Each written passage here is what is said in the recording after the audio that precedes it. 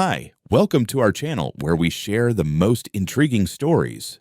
When Matt returned to his grandfather's remote mountain cabin, he expected silence and serenity. Instead, he found a stranger in a bathrobe claiming it was her home. What began as confusion unraveled into a twisted real-life scam, one that would go viral and end in court.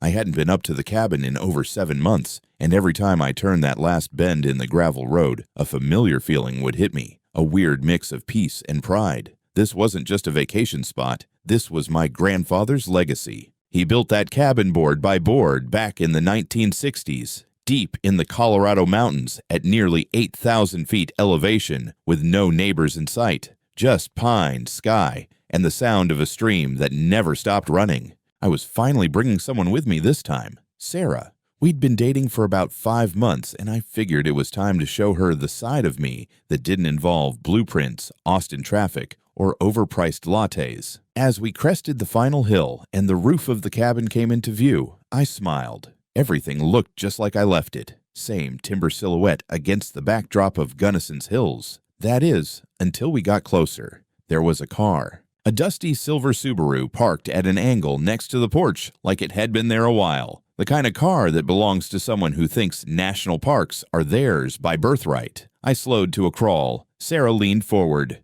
"Is someone here?" I didn't answer. Something felt off. I'd winterized the place back in October. Power and water off. Alarm set. Windows locked. I hadn't given a soul access, not even my brother. But now one of the shutters hung crooked, and the front window was cracked open an inch. Smoke. No, steam. Curled up from a chipped metal kettle on the deck rail. I parked, got out, and stepped softly onto the gravel, heart knocking harder with each step. I reached the porch and froze. There she was. A woman in her 50s, blonde gray curls messily tied up, draped in a floral bathrobe and fuzzy slippers, calmly sipping coffee from my chipped enamel mug. Her legs were propped up on the porch rail like this was a scene from a retirement commercial. She blinked at me once, then tilted her head, like I was the problem here. Excuse me," I managed. She squinted. "You must be the maintenance guy Danny sent. You're late." "Danny? Lady, I own this cabin." She let out a small, disdainful laugh and stood up slowly, like a queen rising from a throne she hadn't earned. "You're funny. And rude. Who just walks into someone's rental like that?" I looked over at Sarah, who was standing behind me now, wide-eyed and gripping her bag like it might protect her. I pulled the keys from my pocket and held them up. I inherited this place from my grandfather. I have title deeds, blueprints with my company's stamp, utility accounts. This isn't a rental. Her eyes narrowed like that was an insult. Then her tone changed, cold, confident. "I have a signed rental agreement, $2,000 a month, paid in advance, through January. This is my home until the end of my lease." "Lease with who?" She stepped back into the doorway, picked up her phone from a side table, my table, and pulled up an email thread. "Danny Howell, Desert Stay Rentals. I've got emails, proof of payment, everything. So I suggest you leave before I call the cops." Now my blood turned to ice. Danny, the bastard in the trailer half a mile up the ridge. We'd shared beers once or twice. I'd even let him help patch a leaky pipe 2 summers ago. But this? "I never gave Danny, or anyone, permission to rent out this cabin." "Well, maybe you should take that up with him." She snapped. "Because I'm not going anywhere." I stepped forward, still holding the keys in my palm like they were going to make this real for her. "Ma'am, this is my property. I have documents. I'm not trying to start anything, but you need to leave." That's when she pulled the stun gun from her tote bag. It wasn't huge, sleek, black, one of those models that's more intimidation than function, but she pointed it at me like she knew how to use it. I didn't move. She didn't blink. "You're not the owner. You're trying to scam me.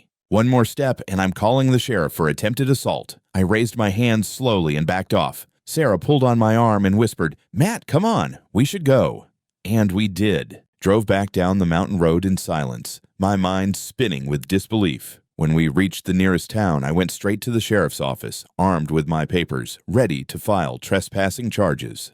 The deputy took one look at the documents, nodded sympathetically, then told me there was nothing they could do. The woman, Karen, her name turned out to be, of course, had shown them her paperwork. A digital lease, proof of payments, driver's license with my address listed as her temporary residence. The utilities were active. Everything checked out from their perspective. She's a good faith tenant until a judge says otherwise, the deputy said. We can't forcibly remove her without a court order. I sat there for a second, feeling the room tilt slightly. My own cabin. My family's cabin. And I'd been legally locked out of it. Sarah reached for my hand. What now? What now, indeed? I woke up the next morning in a cramped motel room with the kind of polyester sheets that trap your dreams and suffocate your spine. Sarah had already packed her things, politely. She wasn't mad, just disturbed. I couldn't blame her. You drive 10 hours into the Rockies expecting serenity and end up being threatened by a bathrobed woman with a stun gun. She kissed my cheek, said, "Let me know when it's all sorted," and flew back to Austin that afternoon. I stayed. I drove straight to the sheriff's office again, thinking maybe if I explained everything slowly, like to a confused uncle, they'd realize how absurd this was. But Deputy Larson was clear, almost apologetic. She's got a valid lease, Matt. Her bank statements show 3 months' rent paid up front. The utilities are on. Her driver's license has your cabin's address listed as a temporary residence. She forged that license, or bribed someone. This is my damn house. I could take you up there right now and show you the master bedroom closet. There's a carved panel behind the coats with my grandfather's initials. I don't doubt that, but I can't just roll up there and toss her out without a judge's say-so. Colorado protects tenants, even fraudulent ones, if they appear to be acting in good faith. That's not up to me. That's court. I stared at him. She pulled a stun gun on me. Larson rubbed the back of his neck. And you stepped off the property, didn't press charges, didn't capture it on camera. Your word against hers. Honestly, Matt, you need a lawyer.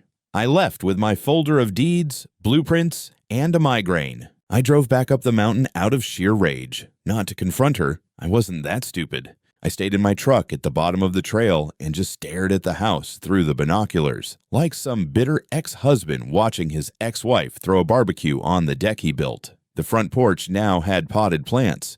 The kind of fake plastic succulents that belong in model homes and cheap staging setups. There were wind chimes, hanging from the porch beam. It felt like someone had put lipstick on my grandfather's legacy and made it dance for strangers. That night, I checked the utility registry online. Water and electricity had been reactivated 6 weeks ago under the name Desert Stay Rentals, LLC. The same name Karen had mentioned. I cross-referenced business filings for Gunnison County. Bingo. The LLC was registered to Daniel Howell, Danny, my beer-drinking, pickup-driving neighbor, the guy I once gave my spare wrench set to when his broke. I remembered last year, half drunk by the fire pit, I told him how the alarm panel was hidden behind the pantry shelf in case the code ever glitched. Thought I was just bragging. Now I realized I'd handed the fox the blueprints to the hen house. I drove past his trailer that night. No lights on, the truck was gone, figures. I spent the next 2 days driving between Gunnison County's records office,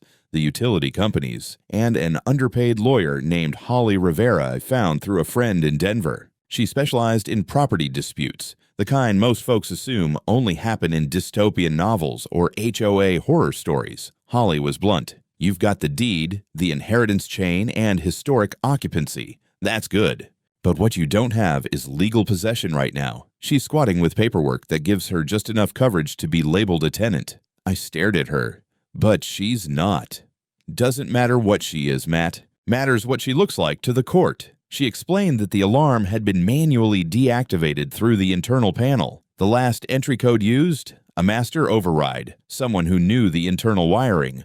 Or had been shown. She leaned in, narrowing her eyes. This wasn't random. She wasn't conned by this Danny guy. She was part of it. That thought sat in my stomach like spoiled meat. I thought about how confidently she waved that contract in my face. How fast she flipped from surprised tenant to aggressive homeowner. She hadn't been confused. She'd been ready. I wanted to storm the place. Rip the chimes down. Rip her down. But instead, I sat in my truck that night. Hands on the steering wheel, watching my porch lights flicker on from a motion sensor I didn't install. Then I did something petty and possibly illegal. I cut the Wi-Fi, crawled through the ravine, unplugged the satellite modem I'd installed last summer, and walked away. Small victories. The moment Holly said, "This wasn't random," something inside me clicked. It wasn't just paranoia anymore. It was clarity. I'd been played, not by accident, not by a scam that got lucky. No. This was personal.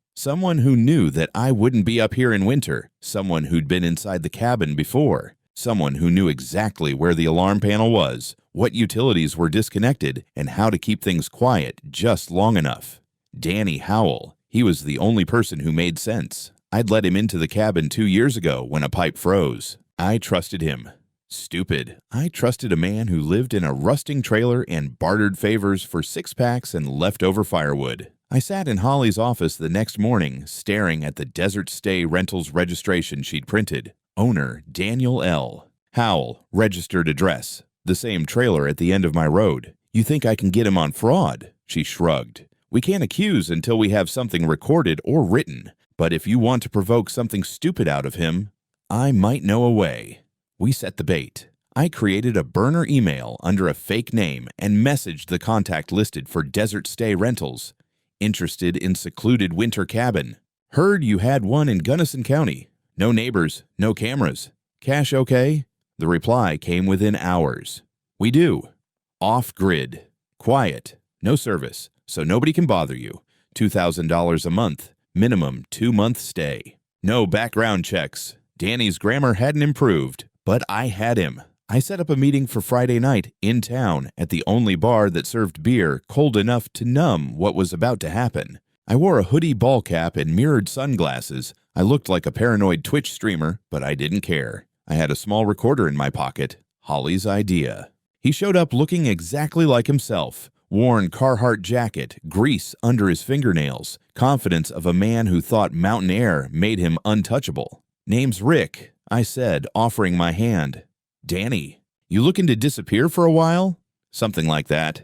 We talked for 15 minutes while he sipped his Coors like it was communion wine. He bragged about the spot, said the owner was some city guy, barely ever showed up, and that he was cool with me watching the place. Hell, I've taken better care of it than he ever did. I nodded like I was impressed. He leaned in conspiratorially. That place was empty for 5 winters straight. This year, I figured, why not make some use of it? Rent it to someone chill. I vet them. Quiet types. Pay up front. You'll love it. Does the owner know? He laughed. Nah, but who cares? He's rich.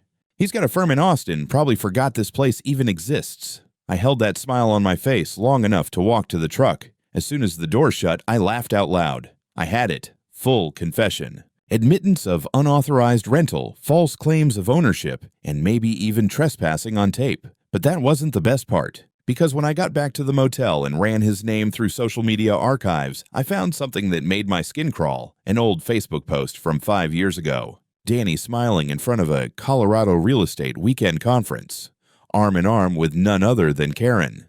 Same Karen. She looked slightly younger, fewer crow's feet, same smug chin tilt. Caption, power duo, closing deals and climbing mountains. I dug deeper. Old posts, some half deleted, showed their real estate license numbers.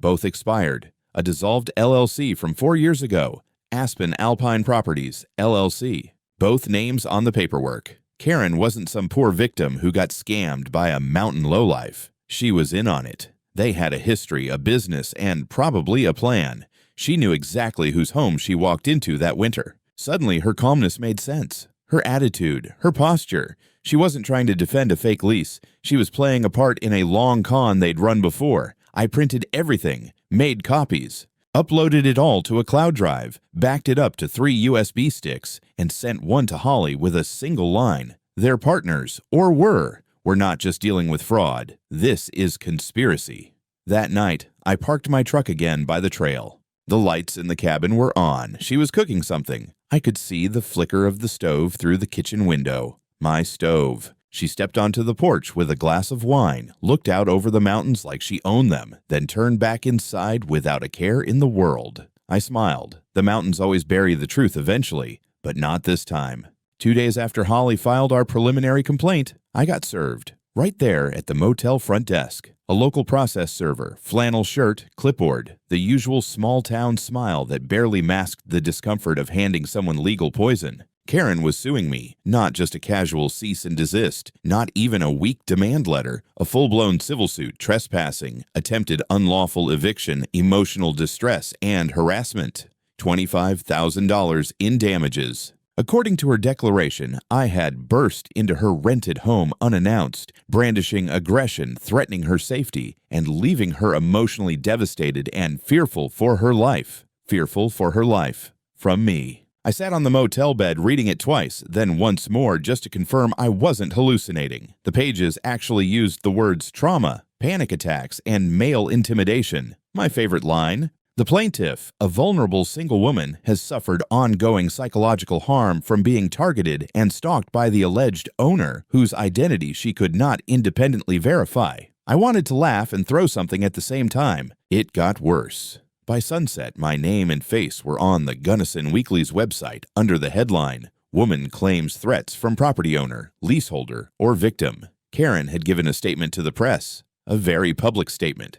She painted herself as a peace-loving, nature-seeking woman from Arizona who came up to the mountains to recover from burnout and divorce, only to be terrorized by an unhinged man claiming ownership without evidence. I guess my grandfather's blueprints didn't qualify as evidence to her, nor the deed, nor the title history. Then came the interviews. 2 local news crews showed up at the bottom of the trailhead the next morning.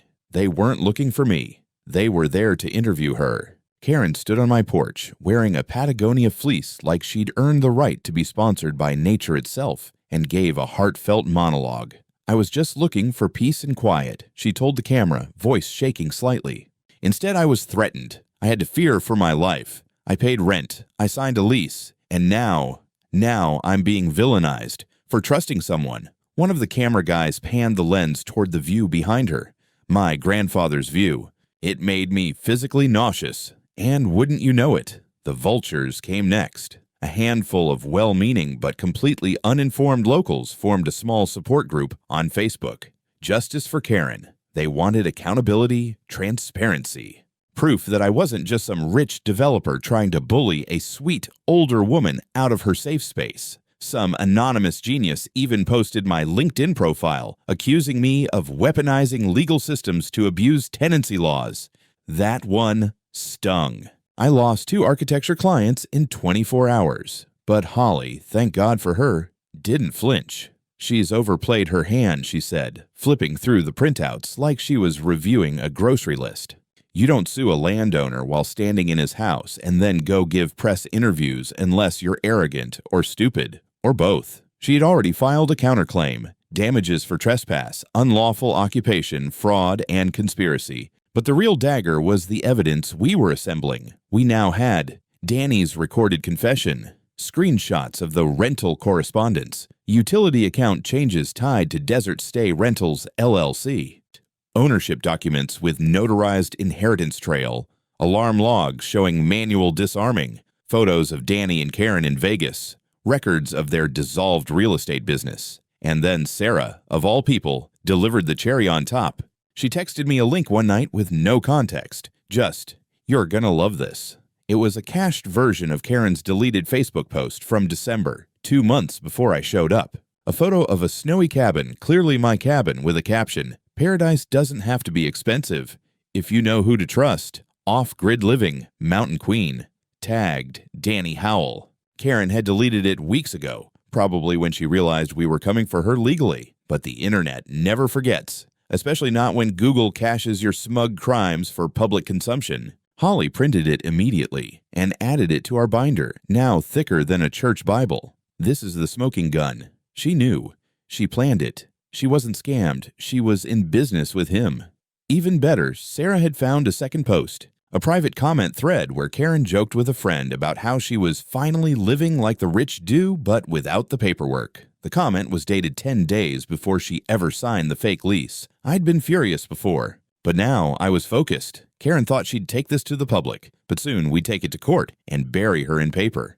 By the time the county clerk stamped our motion for a court-ordered eviction, I was operating on coffee, fury, and pure spite. Holly said we had enough to get a judge's attention, and possibly law enforcement's, but that didn't mean we were getting the cabin back anytime soon. It meant only one thing: escalation. And escalate it did. The first domino fell when Danny got sloppy. Apparently, the pressure of pending litigation didn't sit well with him. While Karen was out there soaking up pity on porch interviews, Danny tried to scrub his tracks. shut down the Desert Stay Rentals website, deleted burner emails, even tried to close the LLC. But he forgot one thing. Holly had already subpoenaed everything: utility records, payment trails, email headers, IP logs, even the PayPal account used for the lease, which was tied directly to Danny's personal bank account. Genius. Then came the warrant. The sheriff's department, no longer friendly or sympathetic now that we had a judge's interest and a full conspiracy file in hand, executed a search warrant on Danny's trailer. I got the call from Holly while I was in line at the gas station refueling and restocking cheap motel ramen. They raided his place, she said. Matt, they found things. The list read like a DIY fraud starter kit, fake lease templates, copies of IDs from at least 4 other alleged tenants, a burner phone with texts between him and Karen using code names K and D, messages like, "Winter Queen moved in yet?" and "Tell her to keep it quiet if anyone asks." No cameras, best of all. A password-protected folder labeled Cabin Deals. Holly got access after law enforcement cracked the drive. Inside were photos of my cabin taken at multiple points during the winter, showing Karen lounging on the deck in different outfits. She wasn't hiding, she was posing. There was also a PDF labeled Split Sheet, line items with numbers, including rent $2,000, utilities minus $120, payout to K $940, payout to D $940. Cleaning supply budget $20. They even shorted themselves $10. The folder had a spreadsheet with dates going back 2 winters, 2 previous tenants. Same scam, different victims. Only this time they picked the wrong mark, someone who came back. Karen was summoned to the sheriff's office that week for questioning. From what Holly told me, she walked in like a woman going to a parent-teacher conference. Confident, hair blown out, sunglasses on indoors. She denied everything. Said she was tricked, that she'd never met Danny before renting the cabin, that she didn't know what was happening. Then they showed her the photos, the old Vegas pic, the Facebook posts, the email trail, the spreadsheet. She shut up after that. But she still refused to leave the cabin, even with law enforcement pressure, even after being presented with a formal cease and desist from the county. Until a judge evicts me, she said, "This is my legal residence. You can't scare me with your little papers." So they escalated again. Code enforcement came next. Turns out the temporary power line running into the cabin, which Danny installed without permits, violated 3 state utility codes. The deck furniture she moved in, technically an unapproved structure. The portable heater inside, fire code violation. Karen had made herself not just a trespasser, but a walking fire hazard. They fined her nearly $5,000. Still, she didn't move. I stood across the valley one evening with binoculars and watched as she lit candles in the living room, likely because power had finally been cut after the unauthorized account was shut down. She was still there, still holding the line, like she thought she could bluff the mountain itself. But now, the tide was turning. Local news started to shift the narrative. Reporters caught wind of the Desert Stay rental scam. A second victim came forward, a retired couple from New Mexico who'd paid Danny a deposit the previous year and never got a key. Another woman from Idaho said she'd been promised a ski cabin and got ghosted. Suddenly, justice for Karen didn't trend quite the same way. Then Holly got a call. Her lawyer wants to talk, she said. They know the ship's sinking, but she's still playing innocent. They're claiming she was manipulated. I didn't say anything. I just stared at the wall of the motel, then muttered, "What do we do next?" Holly's voice was steel. "We push. Hard." And so we did. I sat outside the courthouse, in the same flannel I'd been wearing for 3 days, sipping coffee that tasted like cardboard, watching Karen climb out of a black SUV like she was walking into a press conference. She wore a cream pantsuit, oversized sunglasses, and the smug aura of someone who'd convinced herself the mountain had bent to her will. Inside, the courtroom was half full. Locals, reporters, a couple of HOA fanatics, probably hoping to see a real estate execution. Danny wasn't there. His attorney had advised against public appearances, but his testimony would come soon enough. For now, it was Karen's turn in the spotlight. She pled not guilty to all charges: trespassing, conspiracy to defraud, giving false statements, obstruction, claimed she had no prior relationship with Danny. She was merely a trusting woman misled by a man she thought was running a legitimate business. Her lawyer, some LA transplant with a $500 haircut and a $10 soul, leaned hard into the victim narrative. Ms. Sheffield is a woman of dignity, he told the judge. She signed what she believed was a valid lease. She paid rent. She settled into what she thought was a legal agreement. She never intended to deceive anyone. That line hung in the air like a fart in a church. Holly stood, cleared her throat, and calmly laid out the facts. She had everything organized, color-coded, and bound in neat little booklets labeled fraud, financials, and communications. She might as well have labeled them The Death of Karen Sheffield. We played the audio of Danny bragging about watching the place, calling it an easy winter gig. Then came the spreadsheets from his laptop. The payout records, the emails, the messages between them under initials K and D. The wire transfers. Karen didn't flinch. Yet. Then came the Facebook post. The one she deleted. The one where she joked about living in paradise, if you know who to trust. The one with the wink emoji. The courtroom didn't laugh. They leaned forward. And then we dropped the final nail. The video. Back in April, Sarah had been filming casually with her phone during that first day when we walked up to the cabin, mostly for memories. She'd forgotten she even had the footage until I asked her to double-check. And there it was. A grainy but unmistakable clip of Karen standing on my porch in a bathrobe, holding a stun gun at hip level, shouting, "Get off my property or I'll light you up." The clip had already gone viral by then. Someone on TikTok had posted it anonymously under the title, "Karen Claims Random Cabin, Threatens Owner with Stun Gun," and it took off like wildfire. By the time the court session started, the video had over 4 million views, 2 million likes, and hundreds of duets mocking her delivery with captions like, Electric Karen, and "Your Satched Cabin Coup." The judge paused the session to address it. "I'm aware of the media attention," she said, "but let's not mistake viral fame for admissible evidence." Holly smiled and handed her a certified copy from Sarah's original file, time-stamped, location verified, authentic. Not just viral, now officially part of the case record. Karen's face twitched, just once, just enough. But the dam didn't break until Danny's deposition. He appeared via Zoom, under fluorescent lighting, looking like a man who hadn't slept in a week. Because he hadn't. His plea deal depended on full cooperation, and boy, did he cooperate. "She came to me with the idea," he said flatly. Said the guy never came up in winter. Thought we could do a couple short-term leases, pocket the money. She'd do the tenant stuff. I'd set up utilities. Split it 50-50. He paused, then added, "Honestly, she planned most of it. She used to be in real estate. She said we'd done it before." Karen's lawyer objected, but the judge waved him down. That was the moment. You could feel it in the room. The collective shift. The crowd stopped seeing her as a poor, middle-aged victim of fraud. Now she was a plotter, a scammer, a woman who wore fleece and drank stolen wine on stolen porches. When it was her turn to testify, she cracked. Not with a confession, not yet, but with fury. She snapped at the prosecutor. She blamed Danny, then blamed me, then snapped at the judge when asked to clarify a date. "I'm the one who's being harassed," she barked. "You're all letting this man pretend like he owns the mountain." "You're under oath," the judge reminded her gently. "Stick to facts."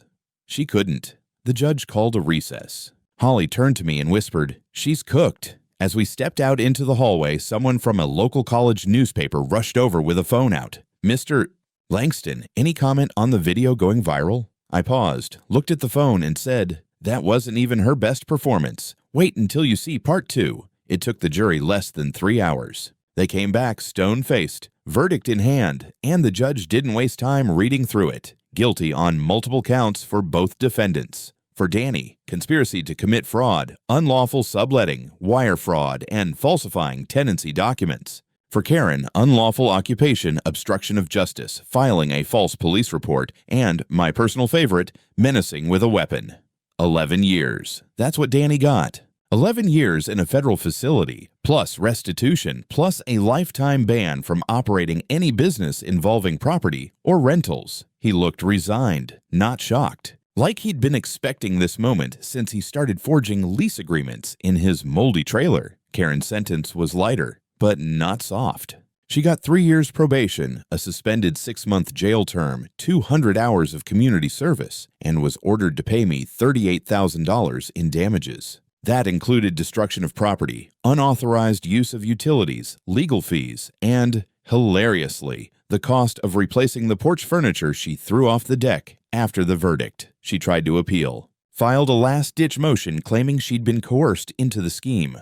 The judge denied it within 48 hours, citing her emails, her deleted social media posts, and the fact that she'd never once during her months of occupation tried to contact any local authority to verify who owned the damn cabin. After the sentencing, I finally returned to the property with an actual escort from the sheriff's office this time. Karen had been forcibly removed 3 days earlier after ignoring the official court order to vacate. They'd found her sitting in the living room surrounded by boxes she never packed, wine-stained carpet, and empty mason jars labeled Mountain Air. She didn't go quietly. Apparently tried to chain herself to the fireplace mantel. Took them 4 hours and 1 bolt cutter to remove her. The place was a mess. The porch had burn marks from her makeshift fire pit. The couch was missing. The pantry smelled like expired kombucha. There were dream catchers hanging from every beam and a half-finished Live Laugh Love mural on the back of my grandfather's closet door. But it was mine again. I hired a crew to deep clean the place, restore the original fixtures, replace the bedding, and haul out Karen's taste in decor with industrial gloves. I had the locks changed, installed a biometric keypad, added motion sensors, and connected the entire system to my phone. And then I registered the property with the National Title Database. Holly's suggestion: if anyone ever tries to fake ownership again, this way you've got one more layer of public confirmation. It was official, national, and locked down tighter than Fort Knox. The funniest part: when Karen's TikTok video, the one where she threatened me with the stun gun, resurfaced again, now with updates like, here's what happened after Search or Karen tried to steal a mountain cabin, it became a full-blown saga. A creator made a 5-part breakdown. Another wrote a folk song about it. People started tagging me in memes with captions like, plot twist, the mountain belonged to Matt all along. Even local news did a follow-up segment titled Justice in the Rockies, when Karen met her match. They interviewed Holly.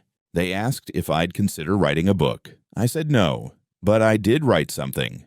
A public blog post titled How to Protect Your Mountain Property from Frauds, Squatters, and Entitled Freeloaders. It wasn't viral, but it was useful, especially for other seasonal owners who might think their cabin is safe just because the locks work. Within a month, I started getting emails from people across Colorado, Wyoming, and even Montana thanking me, sharing their own horror stories. Turns out I wasn't the only one. I was just one of the few who fought back and won.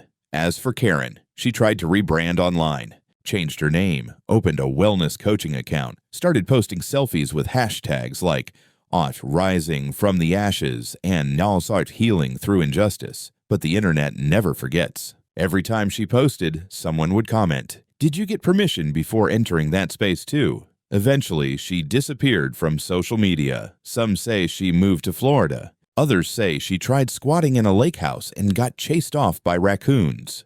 Danny? No one hears from him anymore. He's inmate number something in a federal facility where he won't be scamming anyone but maybe the vending machine.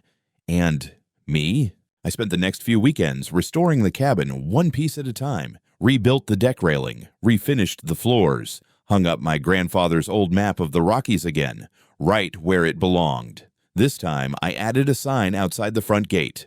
A custom carving. Late October brought the first frost to the valley, the kind of quiet that wraps around the trees and smothers every noise, even the birds. I stood on the porch of the cabin, my porch, holding a mug of coffee and watching the steam rise, same way it did that first day. Only now, no intruders in robes, no stun guns, no stolen mugs, just me.